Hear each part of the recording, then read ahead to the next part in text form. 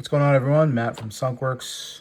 Just wanted to go over the installation of the Bills by Shane VLM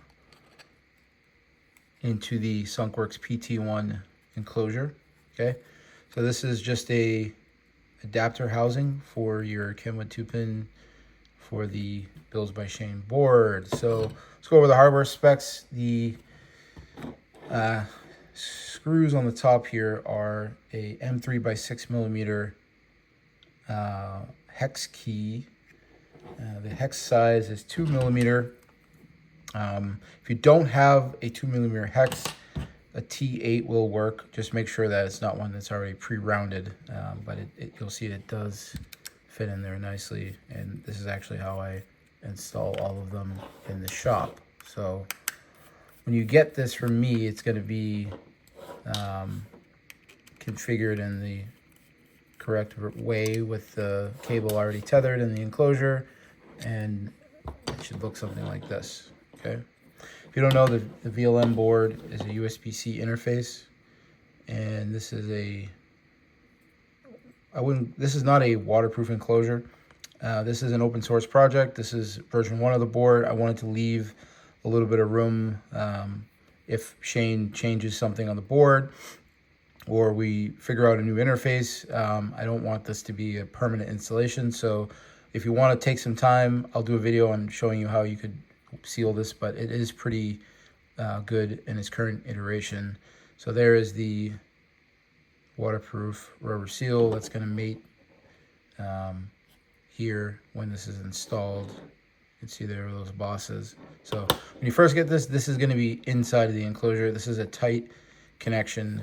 What you want to do is grab from the back here and just pry it up like that. Okay, and then you're going to plug your VLM into the USB-C. Okay, like so. And then you're going to, from the back, you're going to drop and make sure you have enough clearance.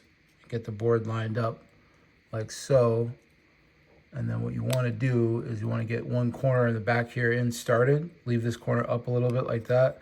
And you're going to slowly work this in the enclosure while pushing down on this cable here. And just take your time and make sure that it's lined up. And give it even pressure like that. It is a tight fit, like I said. But what you don't want to do is push too much on one side or the other. You kind of want to do it evenly until you get board in place, and then snap that down like that, and that should be flush like so. And then there's some bosses on the lid here to help with strain relief for the Kenwood 2-pin, and you're just gonna make sure that's lined up like so, and then start your screws and just go almost flush with these. You don't have to go crazy tight because you're gonna line everything up and make sure that it's working before you close it up.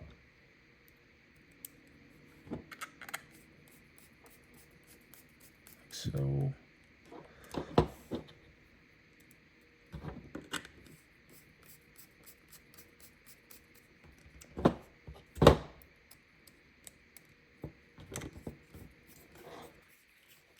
and then once you get the final screw started and just slightly tight, just make sure that everything's lined up. You can kind of just rub your fingers around the side, and then you can start to tighten these down. Don't go too crazy with these, but make sure they're snug and everything's flush. And if you're using a Torx bit, you don't want to strip it out. So if you have the 2 millimeter hex, this is where you want to use it. And then don't use it like this. Use it like so that you're limited on your overall torque on the fastener. It doesn't need to be, like I said, it doesn't need to be crazy tight. You're not going to gain anything by cranking on these screws. You just want it tight enough that everything is not going to fall apart. If you want to add Loctite, I don't think you need to. It's a steel screw and a brass thread, so there's plenty of bite. And that is your VLM installed in the Sunkworks PT1 enclosure. Next, I'll do some common hardware and talk a little bit more about the VLM and interfacing with your radio design. Thanks a lot.